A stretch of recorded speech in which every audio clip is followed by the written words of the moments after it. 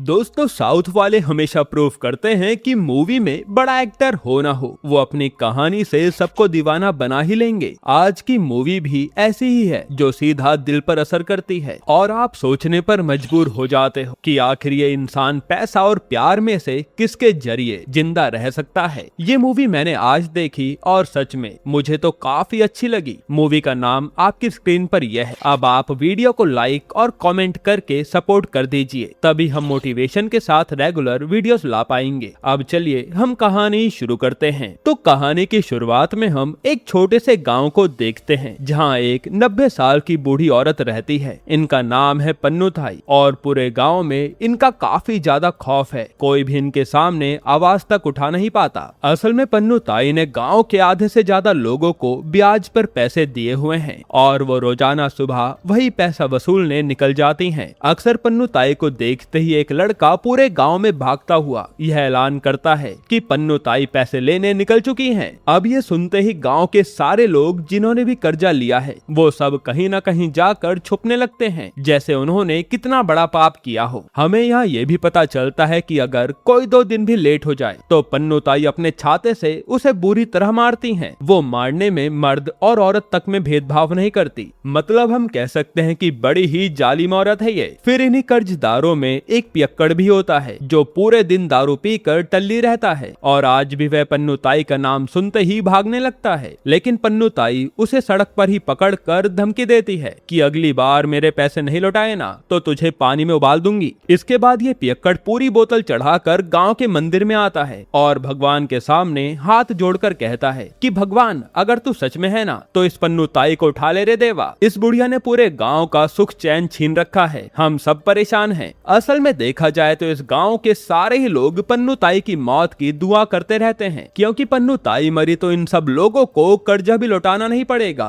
और सब सुकून से रहेंगे। इधर हमें पता चलता है कि पन्नुताई के 4 बच्चे हैं, 3 बेटे और 1 बेटी। उस बेटी का नाम है सुरली जो उसके साथ ही रहती है और सुरली का एक बेटा भी है। असल में 4 साल पहले सुरली की शादीशुदा जिंदगी उजड़ गई क्योंकि उसका पति लालची था और सुरली की शादी के वक्त पन्नुताई ने वादा किया था कि दामाद को 3 तोला सोना देगी, लेकिन वक्त आने पर उन्होंने अपना वादा तोड़ दिया। जिसके बाद तो सुरली के पति ने अपनी बीवी और बच्चे को इसी घर में छोड़ दिया और खुद अकेला रहने लगा। वहीं जो पन्नुताई के 3 बेटे हैं वो भी अलग अलग गांव में बसे हुए हैं, क्योंकि पन्नुताई के पति के मरने के बाद बेटों ने बोला था कि माँ, घर की जमीन अब बराबर बराबर बांट लेते हैं, लेकिन पन्नुताई ने साफ मना कर दिया कि मेरे रहते मैं बंटवारा नहीं होने दूंगी क्योंकि ये पूरी मेरी जमीन है। खैर, अब एक दिन जब सुबह सुबह पन्नुताई अपने कमरे से बाहर नहीं आती तो सुरली अपने बेटे से कहती है कि जरा जाकर देख नानी कहाँ रह गई। अब जैसे ही बेटा अपनी नानी को देखने आता है तो उसके होश उड़ जाते हैं और वो जल्दी से चिल्लाता हुआ अपनी माँ को बुलाता है। अब उसकी आवाज सुनकर सुरली दौड़ती हुई आती है और जैसे ही वो पन्नुताई को देखती है तो वो भी चिल्लाने लगती है कि माँ, ये क्या हो गया। ये आवाज सुनकर आसपास के सारे लोग दौड़ते हुए घर में घुस आते हैं और सबको लग रहा था कि शायद पन्नुताई मर गई होगी, लेकिन ये क्या,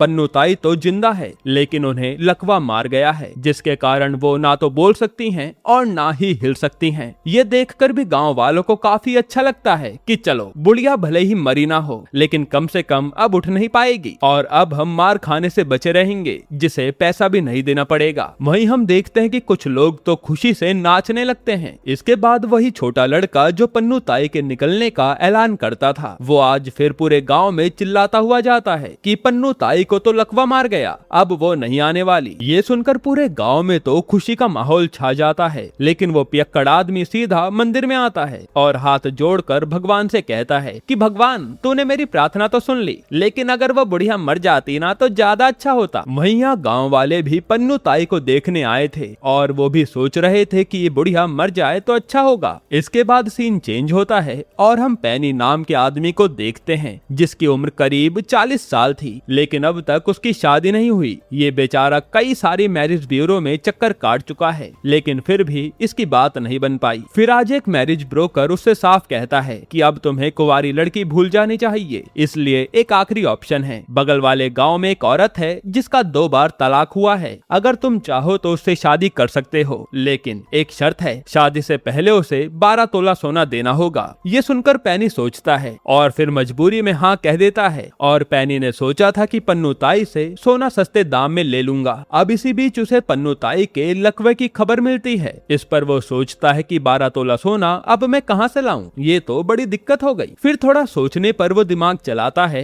और कहता है कि अगर ये काम करना है तो पन्नू ताई को लकवे से ठीक करना होगा। इसी तरह से वे अपने साथ एक आयुर्वेदिक डॉक्टर को लेकर सीधा पन्नू ताई के घर पहुंच जाता है। यहाँ डॉक्टर को देखते ही गांव वाले भड़कने लगते हैं कि हम सब तो चाहते थे कि ये बुढ़िया मर जाए और ये पागल आदमी इसे बचाने डॉक्टर लाया है। खैर यहाँ डॉक्टर जांच करके साफ कहता है कि भाई ये मामला तो सीरियस है और ज्यादा से ज्यादा इनके पास केवल 48 घंटे हैं। तब डॉक्टर की बातें सुनकर गांव वाले फिर से खुश हो जाते हैं कि वाह अब तो मरने का टाइम भी फिक्स हो गया है, चलो मरने से पहले सारी तैयारी कर लेते हैं। लेकिन पैनी के दिमाग में कुछ और चल रहा था और उसे तो 12 तोला सोना चाहिए था शादी करने के लिए, जो पन्नू ताई के अलावा कोई और दे नहीं सकता। इसके बाद हम पन्नू ताई के बेटों को देखते हैं, जिसमें पहला था ओपिलियन जो शादियों में गाना बजाने का काम करता है, दूसरा बेटा है विजयन जो एक ऑटो ड्राइवर है और तीसरा बेटा है सेल्वन जो एक छोटी सी फूल की दुकान चलाता है। जब माँ के लकवे की खबर इन्हें भी मिलती है तो ये तीनों भी फटाफट गांव में आते हैं, लेकिन ये सीधा घर के अंदर नहीं जाते बल्कि ये गैरों की तरह ही बाहर खड़े रहते हैं, क्योंकि इनके दिमाग में भी वही चल रहा होता है कि अगर माँ टपक गई तो प्रॉपर्टी बढ़ जाएगी। इधर पन्नू ताई अपने बिस्तर पर पड़ी पड़ी हाथों से इशारा करने लगती है, लेकिन किसी को भी उनका इशारा समझ नहीं आता। अब आज का दिन ऐसे ही बीत जाता है और अगली सुबह गोल्ड कुमार नाम का आदमी पन्नू ताई के पास आता है। वो उनके पैर छूता है और बड़े ही इज्जत से बात करने की कोशिश करता है। ये देखकर गांव वाले हैरान हो जाते हैं कि हम लोग इसके मरने का इंतजार कर रहे हैं और ये आदमी आकर इतना सम्मान दे रहा है, आखिर ये है कौन। तब पैनी भी ये देखकर हैरान था, इसलिए वह जाकर पूछता है कि भाई तुम कौन हो। तो गोल्ड कुमार उसे साइड में लाकर कुछ बताता है। ये सुनकर तो पैनी हक्का बक्का रह जाता है। फिर पैनी तुरंत पन्नू ताई के तीनों बेटों को बुलाकर गोल्ड कुमार के सामने खड़ा कर देता है और कहता है कि भाई जो भी बोल रहे हो ना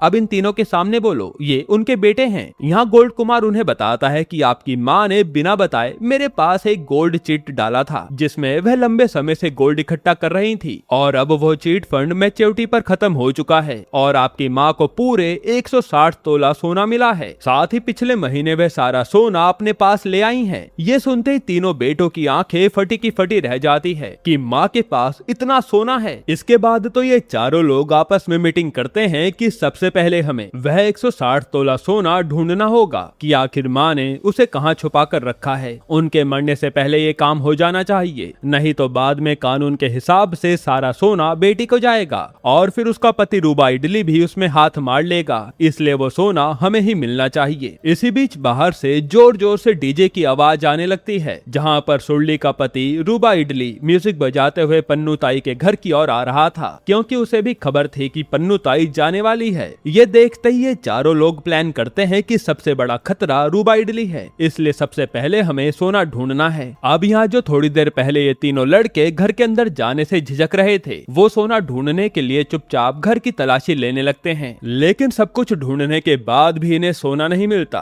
फिर थककर जब ये चारों वापस पन्नू ताई के बिस्तर के पास आते हैं तो वह फिर से हाथों से इशारा करने लगती है, पर इनकी समझ कुछ भी नहीं आता। तभी इनकी नजर एक सीक्रेट सी दीवार वाली अलमारी पर जाती है। ये सोचते हैं कि जरूर खजाना यही होगा, पर अलमारी खोलते ही उसमें केवल मिठाइयाँ रखी थी, जिससे ये लोग तंग आ जाते हैं कि माँ ने सोना कहाँ रखा है। फिर अगले दिन पैनी तीनों बेटों को साइड में लाकर कहता है कि देखो मुझे वो सोना ढूंढने का एक तरीका पता है, लेकिन पहले हमारे बीच डील हो जानी चाहिए। मुझे बस 10 तोला सोना चाहिए ताकि मैं अपनी शादी कर सकूं, बाकी का सारा सोना तुम लोग आपस में बांट लेना। तो इस पर तो ये तीनों बेटे तुरंत मान जाते हैं कि ठीक है, 10 तोला तुम्हारे और बाकी 150 हमारे, 50-50 तोला हम बांट लेंगे। इसके बाद पैनी अपना मास्टर प्लान बताता है कि तुम्हारी माँ जिस तरह से हाथ के इशारों से बात कर रही है, उसकी भाषा समझने के लिए एक इंसान को जानता हूँ मैं। वो दूरदर्शन में न्यूज पढ़ता है और उसने साइन लैंग्वेज सीखी है, इसलिए अब केवल वही तुम्हारी माँ का इशारा समझ सकता है। इसके बाद जब ये तीनों भाई घर आते हैं तो इनकी बीवियों को इन पर शक होता है कि ये लोग अजीब बिहेव कर रहे हैं। तब शक को देखकर तीनों आखिरकार अपनी बीवियों को बताते हैं कि माँ के पास 160 तोला सोना है, हमें जल्दी से उनका इलाज करवाना होगा वरना सोना हाथ से निकल जाएगा। यह सुनकर तीनों बहुएं माँ की जान बचाने के नाम पर अपने अपने गहनों में से थोड़ा थोड़ा सोना निकाल कर इन्हें दे देती है कि जाओ माँ की जान बचाओ। वह सोचती हैं कि कल को जब इतना सारा खजाना मिलेगा तो सब कुछ वसूल कर लिया जाएगा। फिर अगले दिन पैनी दूरदर्शन वाले उस आदमी को लेकर पन्नू ताई के घर आता है और इन लोगों ने इस तरह से उसे कपड़े पहनाए थे कि गांव वालों को लगे कि ये कोई बड़ा अधिकारी है, लेकिन गांव वाले तो कुछ समझ नहीं पाते। हालांकि सब लोग उसकी इज्जत कर रहे थे। इसके बाद वह पन्नू ताई के सामने खड़ा होकर हाथों के जेस्चर से सवाल पूछता है तो पन्नू ताई भी आंखों और उंगलियों से जवाब देने की कोशिश करती है। फिर थोड़ी देर बाद वह आदमी बाहर आता है और बेटों से कहता है कि आपकी माँ कह रही हैं कि वह कोई चीज लेकर आई हैं और वह उन्हें अपने तीनों बेटों में बांटना चाहती हैं। ये सुनकर तो तीनों खुश हो जाते हैं और कहते हैं कि आप पूछो ना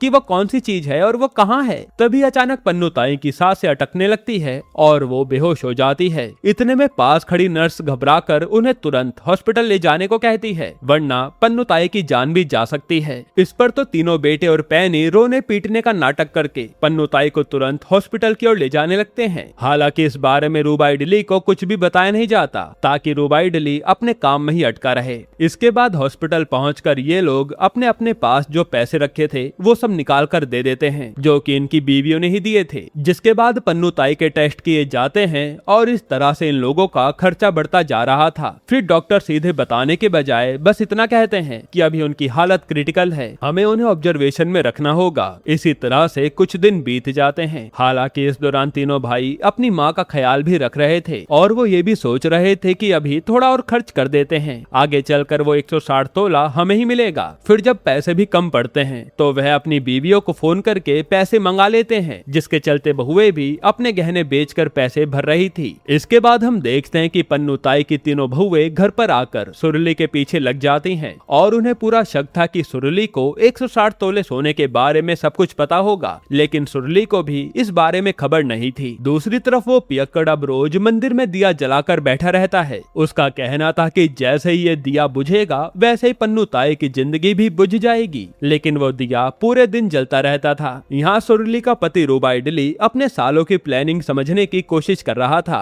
कि आखिर ये लोग करना क्या चाहते हैं, क्योंकि उसका मानना है कि पहले तो ये तीनों अपनी माँ के नाम पर 1 फूटी कौड़ी भी खर्च नहीं करते थे। अब अचानक इनका दिल कैसे बदल गया, इसलिए वो सोच लेता है कि दाल में कुछ काला है। फिर सच्चाई जानने के लिए वो सीधा पैनी को पकड़ता है और उसे डराता है कि बता तुम चारों मेरी सास को किस हॉस्पिटल में लेकर गए हो और वहाँ क्या प्लानिंग चल रही है। तब पैनी पहले तो टाल मटोल करता है, लेकिन फिर इडली के डर से वो सब बताता है कि गोल्ड चीट फंड से 160 तोला सोना तुम्हारे घर पर रखा गया है और वही ये लोग ढूंढ रहे हैं। ये सुनकर तो रूबा इडली को मजा ही आ जाता है, कितना सारा सोना मेरी सास के पास है। फिर वो कहता है कि उन तीनों को अपने पैसों से माँ का इलाज कराने दो, फिर जब मेरी सास ठीक होकर आ जाएगी ना तो कानूनी तौर पर वह सारा सोना दहेज के नाम पर मेरी घरवाली यानी सुरली के नाम पर होगा, जिससे वो घूम फिर कर मेरे पास ही आएगा। इसलिए वह पैनी से बोलता है कि तू हॉस्पिटल में जो भी चल रहा है मुझे सब बताते रहना। इधर हॉस्पिटल में तीनों भाई डॉक्टर के पीछे पड़े होते हैं कि सर हमारी माँ की तबीयत कैसी है, तो डॉक्टर इन्हें इंग्लिश में कहता है कि इट्स नॉट गुड। ये सुनकर इन्हें कुछ समझ ही नहीं आता।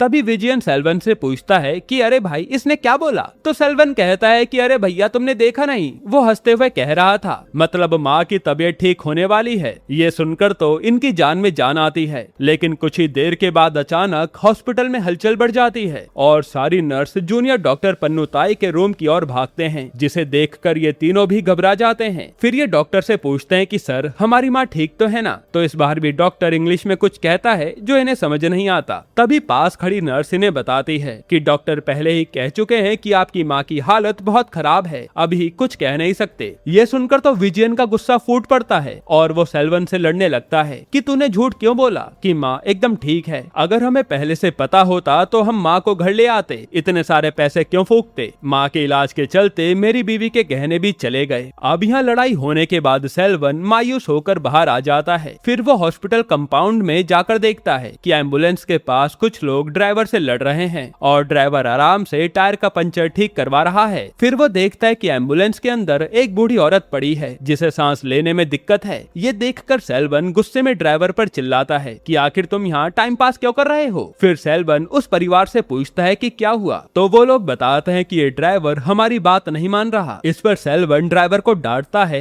कि ये जो लोग कह रहे हैं तुम वही करो ना, वरना मैं पुलिस को कंप्लेन कर दूंगा। ये सुनकर ड्राइवर बड़ी बुरी शक्ल बनाकर उस औरत के पास आता है और फिर उनका ऑक्सीजन मास्क हटा देता है, जिससे कुछ ही देर में सेल्वन की आंखों के सामने उन लेडी की मृत्यु हो जाती है। फिर जैसे ड्राइवर बाहर आता है तो सेल्वन ड्राइवर से पूछता है कि आखिर ये लोग तुमसे करवाना क्या चाहते थे। तो ड्राइवर सच बताता है कि ये लोग अपनी माँ को हॉस्पिटल लेकर आए थे और डॉक्टर ने कहा था कि इनकी कंडीशन बहुत खराब है, बचने की कोई उम्मीद ही नहीं है, इसलिए मैंने कहा कि इन्हें वापस घर ले जाते हैं, वहाँ शायद अपने परिवार के बीच में शांति से जीवन छोड़ देंगी। लेकिन ये लोग बड़े ही गिरे हुए लोग हैं, इन्होंने कहा कि ऑक्सीजन निकाल दो, हम इन्हें घर नहीं ले जाएंगे, बस यहीं पर मार देंगे। ड्राइवर आगे बताता है कि सर, इस हॉस्पिटल में रोज ऐसे ही केसेस आते हैं, इसलिए मैंने गाड़ी का टायर पंचर करवा दिया था ताकि थोड़ी देर ये औरत और जी सके, लेकिन अब देखिए वो चली गई अपने ही परिवार के कारण। ये सुनकर सेल्वन के पैरों तले जमीन खिसक जाती है। उसे लगता है कि जैसे वह खुद उसी की जगह पर खड़ा हो और वह भी तो अपनी माँ के साथ कुछ ऐसा ही कर रहा है। पैसे बचाने के चक्कर में वो अपनी माँ को मरने के लिए छोड़ने वाला है, इसलिए वह तुरंत वार्ड में वापस आता है और देखता है कि ओपिलियन और विजियन डॉक्टर से लड़ रहे हैं कि अब हम बिल और नहीं भर पाएंगे, हमारी माँ को डिस्चार्ज कर दो, हम उन्हें घर ले जाना चाहते हैं। लेकिन तभी अचानक एक तरह का मिरेकल होता है और हॉस्पिटल का सीनियर डॉक्टर खुद इनके पास आता है। वो कहता है कि लाखों केसेस में से कभी कभार ऐसा होता है, कल आपकी माँ की हालत बहुत खराब थी लेकिन आज उनकी पल्स नॉर्मल हो गई है, अगर उनका ठीक से इलाज हो जाए तो उनकी जान बच जाएगी, इसलिए अब हमें एक छोटा सा ऑपरेशन करना होगा, लेकिन ये ऑपरेशन करीब 4 लाख का होगा। जो सुनकर तो इन सबके होश उड़ जाते हैं, लेकिन सेल्वन जिसके दिमाग में वो एम्बुलेंस वाली घटना चल रही थी, वो इन सभी को समझाता है कि अरे भैया, सिर्फ 4 लाख की ही तो बात है, किसी भी तरह से एडजस्ट कर लेंगे ना, अगर माँ बच गई तो वो सारा सोना हमें ही मिलेगा, जिससे हमारा कर्जा उतर जाएगा। असल में वो अपनी माँ को बचाना चाहता था, लेकिन वो जानता है कि उसके भाई कितने बड़े लालची हैं, इसलिए उसने उनके दिमाग में पैसों को लालच डाल दिया। अब ये सब होने के बाद पेनी तुरंत रूबा इडली को फोन मिलाता है और पूरी बात बता देता है कि तुम्हारी सास का ऑपरेशन हो जाएगा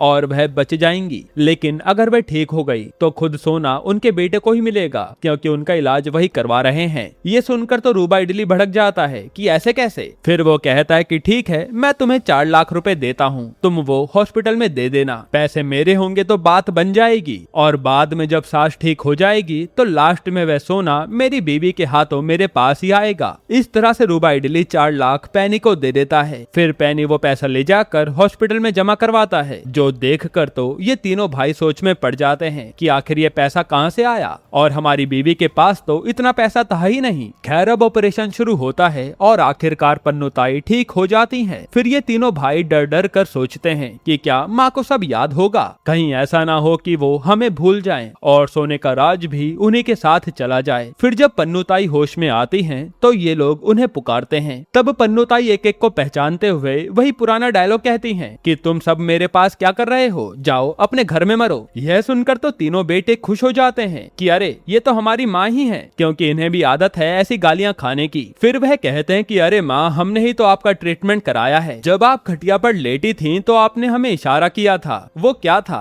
कहीं आप सोने का इशारा तो नहीं कर रही थी। ये सुनकर पन्नुताई थोड़ा सोचती हैं, फिर वह पूरी क्लियरिटी से कहती हैं कि अरे ऊपर पंखा चल रहा था ना, तो मैं इशारे से कह रही थी कि पंखे का स्विच बंद कर दो वरना बिजली का बिल ज्यादा आएगा, लेकिन तुम लड़कों ने मेरी बात ही नहीं सुनी, पता नहीं कैसे निकम्मे लोग हो। ये सुनते ही तीनों लड़कों का दिमाग घूम जाता है कि हम फालतू में इतना दिमाग चला रहे थे और इस बुढ़िया को मरते समय भी बिजली के बिल की चिंता थी। फिर वह पूछते हैं कि अच्छा ये बताओ कि तुमने गोल्ड कुमार के पास चीट फंड में 160 तोला सोना जमा किया था क्या? तो पन्नुताई भड़क जाती हैं कि ये गोल्ड कुमार कौन है और मैं किसी गोल्ड कुमार को नहीं जानती। यह सुनते ही इन तीनों के होश उड़ जाते हैं और यहाँ सबसे बड़ा ट्विस्ट रिवील होता है कि जिस गोल्ड कुमार ने ये सारी चीट फंड वाली कहानी सुनाई थी वो गांव का एक पागल आदमी था, जो किसी के भी घर में मौत होती है तो वहाँ जाकर यही डायलॉग मारता है कि आपके बाप ने, आपकी माँ ने मेरे पास चीट फंड डाला था और ये लोग 160 तोला सोना लेकर मर गए। यानी एक मेंटल ने इन सबके साथ इतना बड़ा गेम खेल दिया। तभी यहाँ पर डॉक्टर आते हैं और खुशखबरी देते हैं कि तुम्हारी माँ एकदम फिट है।